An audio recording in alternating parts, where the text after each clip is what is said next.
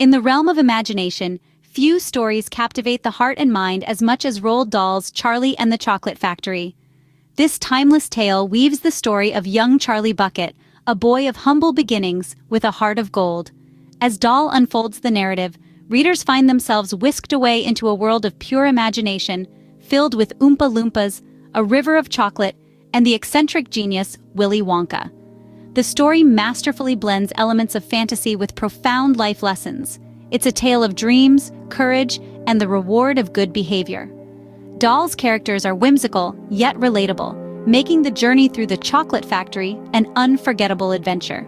The narrative is simple yet compelling, with a moral compass that steers clear of preachiness.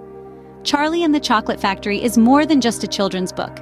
It's a testament to the power of dreams, the value of kindness, and the magic of chocolate.